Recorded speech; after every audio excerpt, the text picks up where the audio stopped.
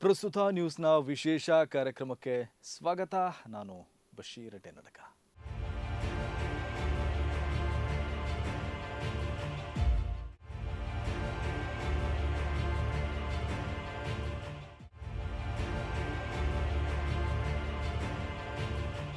ದಕ್ಷಿಣ ಕನ್ನಡ ಜಿಲ್ಲೆಯ ಪುತ್ತೂರು 90ರ ದಶಕದಲ್ಲಿ ಕೋಮು ರಾಜಕಾರಣದ ಪ್ರಯೋಗಾಲಯದಂತಿದ್ದ ಪ್ರದೇಶ.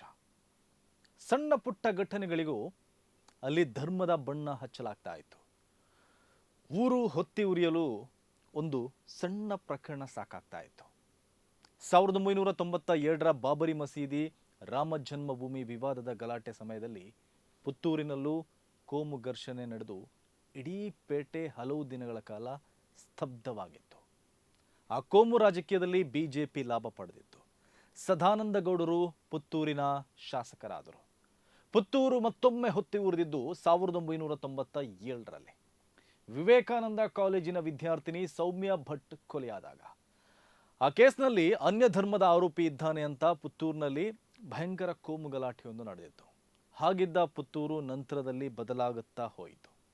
ಕೋಮು ಸಂಘರ್ಷದ ನೋವುಂಡ ಜನರು ಅದರ ಬೆಲೆ ತೆತ್ತಿದ್ರು.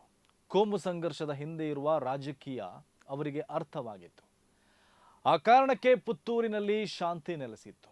ಆದರೆ ಈಗ ಅದೇ ಪುತ್ತೂರಿನಲ್ಲಿ ಕೋಮು ರಾಜಕೀಯದಾಟ ಶುರುವಾಗಿದೆ. ಜನರನ್ನ ವಿಭಜಿಸುವ ಪ್ರಯತ್ನಗಳು ನಡೀತಾ ಇವೆ. ಮೊನ್ನೆ ಪುತ್ತೂರಿನ ದರ್ಬೆಯಲ್ಲಿ ನಡೆದ ಒಂದು ಸಣ್ಣ ಜಗಳವನ್ನು ತೆಗೆದುಕೊಂಡು ಅದಕ್ಕೆ ಹಿಂದೂ ಮುಸ್ಲಿಂ ಬಣ್ಣ ಬಳಿಯುವ ಪ್ರಯತ್ನಗಳಾಗಿದೆ. ಸಾಮಾಜಿಕ ಜಾಲತಾಣಗಳಲ್ಲಿ ಪ್ರಚೋದನೆ ಮಾಡಲಾಗ್ತಾ ಇದೆ. ಸಮುದಾಯಗಳನ್ನು ಗುರಿಯಾಗಿಸುವ ಹೇಳಿಕೆಗಳು ಹೊರಬರ್ತಾ ಇದೆ. ರಾಜಕೀಯ ಆರೋಪ ಪ್ರತ್ಯಾರೋಪಗಳು ಹೆಚ್ಚಾಗ್ತಾ ಇದೆ. ಒಂದು ಸಣ್ಣ ಗಲಾಟೆಯನ್ನ ಕಾನೂನುಬದ್ಧವಾಗಿ ಬಗೆಹರಿಸುವ ಬದಲು ಅದನ್ನ ಕೋಮು ಸಂಘರ್ಷದ ಕಥೆಯನ್ನಾಗಿಸಿ ಇಡೀ ಸಮಾಜದ ಶಾಂತಿಯನ್ನ ಹಾಳು ಮಾಡುವ ಕೋಮು ರಾಜಕೀಯ ಈಗ ಪುತ್ತೂರಿನಲ್ಲಿ ಜೋರಾಗಿ ನಡೀತಾ ಇದೆ. ಅಲ್ಲಿ ದಕ್ಷಿಣ ಕನ್ನಡ ಜಿಲ್ಲೆಯಲ್ಲಿ ದಕ್ಷ ಪೊಲೀಸ್ ವರಿಷ್ಠಾಧಿಕಾರಿಗಳು ಇರುವಾಗ ನಡೀಬಹುದಾಗಿದ್ದ ದೊಡ್ಡ ಅನಾಹುತಕ್ಕೆ ಬ್ರೇಕ್ ಬಿದ್ದಿದೆ. ಪೊಲೀಸರು ಖಡಕ್ ಆಗಿದ್ದಕ್ಕೆ ದೊಡ್ಡ ಕೋಮು ಸಂಘರ್ಷವನ್ನು ತಡೆದಿದ್ದಾರೆ. ಆದರೆ ಪ್ರಚೋದನೆಗಳು ಈಗಲೂ ನಿಂತಿಲ್ಲ. ಆ ಘಟನೆಗೆ ಸಂಬಂಧಿಸಿ ಕೋಮು ರಾಜಕೀಯದ ಪ್ರಯೋಗ ಈಗಲೂ ಮುಂದುವರೆದಿದೆ. ಪುತ್ತೂರು ಮತ್ತೆ 90ರ ದಶಕದ ಕಡೆಗೆ ಸಾಗಬಾರದು.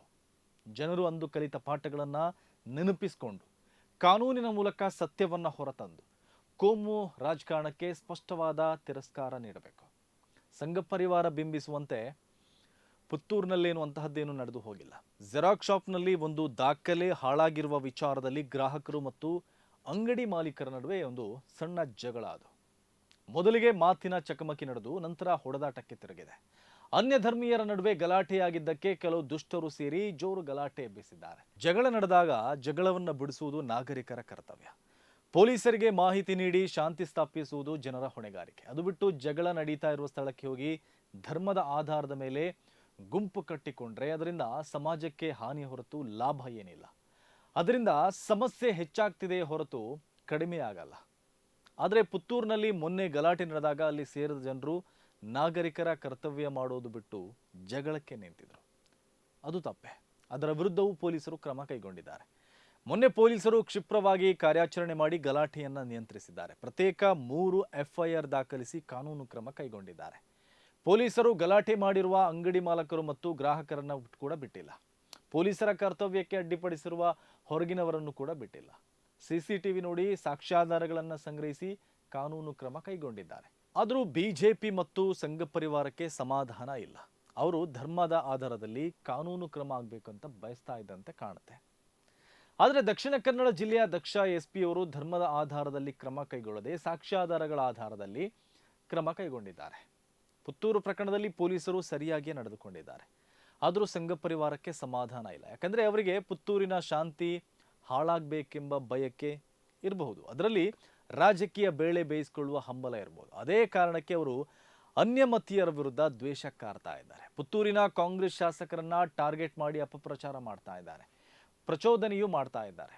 ಒಂದು ಸಣ್ಣ ಘಟನೆಗೆ ಕೋಮು ಬಣ್ಣ ಬಳಿದು ಹಿಂದೂ ಮುಸ್ಲಿಂ ಸಂಘರ್ಷದಂತೆ ಬಿಂಬಿಸಿ ರಾಜಕೀಯ ಲಾಭ ಪಡೆಯಲು ಅವರು ನಡೆಸ್ತಿರುವ ಪ್ರಯತ್ನ ನಿಜಕ್ಕೂ ಆತಂಕಕಾರಿ ಬೆಳವಣಿಗೆ. ಒಂದು ಅಂಗಡಿಯೊಳಗಿನ ಗಲಾಟೆಯನ್ನು ಇಡೀ ಸಮುದಾಯಗಳ ನಡುವಿನ ಸಂಘರ್ಷವನ್ನಾಗಿ ಬಿಂಬಿಸಿದರೆ ಸಾಮಾನ್ಯ ಜನರು ಅದರ ಬೆಲೆ ತೆರಬೇಕಾಗತ್ತೆ. ವದಂತಿಗಳು ಹರಡುತ್ತೆ, ಅನುಮಾನಗಳು ಬೆಳೆಯುತ್ತೆ, ದ್ವೇಷ ಗಟ್ಟಿಯಾಗತ್ತೆ. ಸಾಮಾಜಿಕ ಜಾಲತಾಣಗಳಲ್ಲಿ ಪ್ರಚೋದನಕಾರಿ ಪದಗಳನ್ನು ಬಳಸಿ ಬೆಂಕಿಗೆ ತುಪ್ಪ ಸುರಿಯುವುದು ಧರ್ಮ ರಕ್ಷಣೆ ಅಲ್ಲ. ಅದು ಸಮುದಾಯವನ್ನು ಜಾಗೃತಿಗೊಳಿಸುವುದೂ ಇಲ್ಲ. ಅದು ಪತ್ರಿಕೋದ್ಯಮವೂ ಅಲ್ಲ. ಅದು ರಾಜಕಾರಣವೂ ಅಲ್ಲ. ಅದು ಸಮಾಜದ ಶಾಂತಿಯೊಂದಿಗೆ ಆಡುವ ಅಪಾಯಕಾರಿ ಆಟ. ಅಪರಾಧ ಮಾಡಿದವರು ಯಾರೇ ಆಗಿರಲಿ, ಸಾಕ್ಷ್ಯಾಧಾರದ ಮೇಲೆ ಕಾನೂನು ಕ್ರಮಗಳು ಆಗಬೇಕು. ಅದು ಬಿಟ್ಟು ಇಡೀ ಸಮುದಾಯವನ್ನು ಹೊಣೆ ಮಾಡುವುದು ಮಾತ್ರ ಯಾವುದೇ ಕಾರಣಕ್ಕೂ ಒಪ್ಪಲಾಗದು. ಜಗಳವನ್ನು ಕಾನೂನು ಪರಿಹರಿಸಬೇಕು. ಅದು ಬಿಟ್ಟು ಕೋಮು ರಾಜಕಾರಣ ಅದನ್ನು ಇನ್ನಷ್ಟು ಹೊತ್ತಿಸಬಾರದು.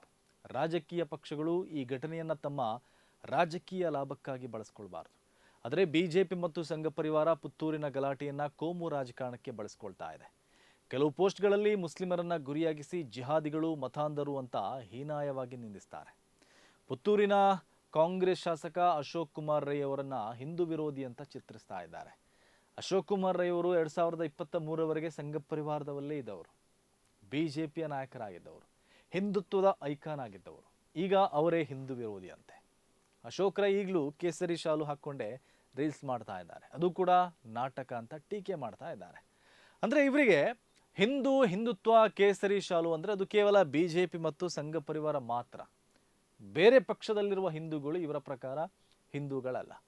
ಅವರಿಗೆ ಪುತ್ತೂರು ಪ್ರಕರಣದಲ್ಲಿ ರಾಜಕೀಯ ಲಾಭ ಪಡೆಯುವ ಹಪಾಹಪಿ ಇದೆ. ಅಪಪ್ರಚಾರ ಮತ್ತು ಪ್ರಚೋದನೆಗಳ ಮೂಲಕ ಜನರ ಭಾವನೆಗಳನ್ನು ಹೊತ್ತಿಯುರಿಸಲು ಅವರು ಪ್ರಯತ್ನಿಸ್ತಾ ಇದ್ದಾರೆ. ಪುತ್ತೂರಿನ ಸಣ್ಣ ಗಲಾಟೆ ಈಗ ರಾಜಕೀಯ ವಿಷಯವಾಗ್ತಾ ಇದೆ. ರಾಜಕೀಯ ಪಕ್ಷಗಳು ಪರಸ್ಪರ ಆರೋಪ ಮಾಡಿಕೊಳ್ತಾ ಇದೆ. ಸಾಮಾಜಿಕ ಜಾಲತಾಣದ ಖಾತೆಗಳು ಘಟನೆಗಳನ್ನೇ ತಮ್ಮದೇ ರೀತಿಯಲ್ಲಿ ನಿರೂಪಿಸ್ತಾ ಇದೆ. ಹಾಗಾಗಿ ಪುತ್ತೂರಿನ ಜನರು ಎಚ್ಚರಿಕೆಯಿಂದ ಇರಬೇಕು. ಸೋಷಿಯಲ್ ಮೀಡಿಯಾಗಳ ಪೋಸ್ಟ್ ನೋಡಿ ಪ್ರಚೋದನೆಗೆ ಒಳಗಾಗಬೇಡಿ. ಧರ್ಮದ ಆಧಾರದಲ್ಲಿ ಮನಸ್ಸನ್ನು ಕೆಡಿಸ್ಕೊಳ್ಬೇಡಿ. ವಿಭಜಿಸುವ ರಾಜಕಾರಣಕ್ಕೆ, ಎತ್ತಿಕಟ್ಟುವ ರಾಜಕಾರಣಕ್ಕೆ ಬಲಿ ಬೀಳಬೇಡಿ. ಇತಿಹಾಸದಿಂದ ಪಾಠ ಕಲಿತಿರುವ ತುಳುನಾಡಿನ ಪುತ್ತೂರು ಮತ್ತೊಮ್ಮೆ ಅದೇ ಕೋಮು ಸಂಘರ್ಷಕ್ಕೆ, ಕೋಮು ರಾಜಕಾರಣಕ್ಕೆ ಬಲಿಯಾಗಬಾರದು. ಇದು ನಮ್ಮ ಕಳಕಳಿ. ಇದು ಇವತ್ತಿನ ಪ್ರಸ್ತುತ ನ್ಯೂಸ್ ವಿಶೇಷ. ಸುದ್ದಿಗಳ ವಸ್ತುನಿಷ್ಠ ವಿಶ್ಲೇಷಣೆಗಾಗಿ ನೋಡ್ತಾ ಇರಿ ಪ್ರಸ್ತುತ ನ್ಯೂಸ್.